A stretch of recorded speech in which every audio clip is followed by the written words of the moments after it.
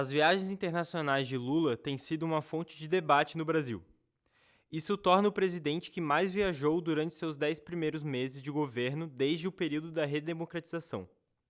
Alguns acreditam que elas são importantes para fortalecer as relações internacionais do país, enquanto outros as criticam como uma forma de desperdício de dinheiro público. Se foi necessário, então acho que não vejo problema de ter gastado esse dinheiro todo. Até porque, né, se ele está trabalhando para o nosso país, para desenvolver o Brasil, não tem porquê a gente se preocupar e achar isso errado.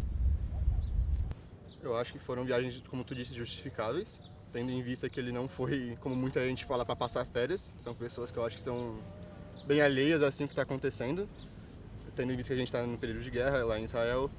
E é só ver tudo que ele já fez na ONU, as palestras que ele já fez.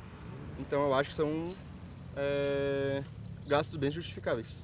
Os dados sobre os gastos no cartão corporativo do presidente foram divulgados pelo Palácio do Planalto apenas em setembro de 2023, após críticas de opositores e cobranças da imprensa.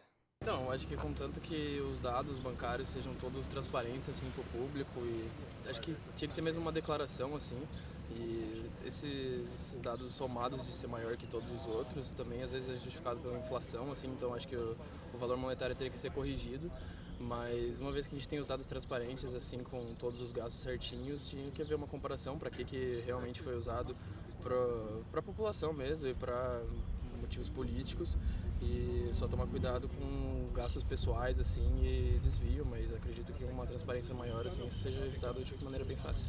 Falamos com Clarissa Dri, professora de Relações Internacionais da UFSC e especialista em política externa brasileira.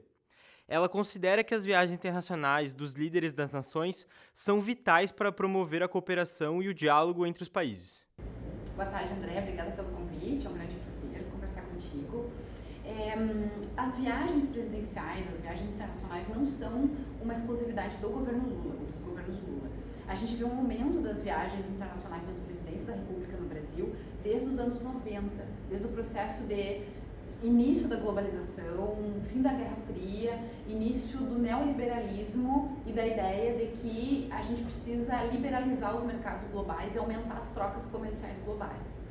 Então é muito importante para a economia brasileira e para o comércio exterior que o presidente se coloque internacionalmente, porque assim a gente aumenta o peso da viagem internacional, aumenta o peso da comitiva brasileira, se ela é encabeçada pelo presidente da República, e a gente tem mais chance de fechar negócios interessantes para a economia brasileira, seja para o agronegócio ou seja para a indústria também.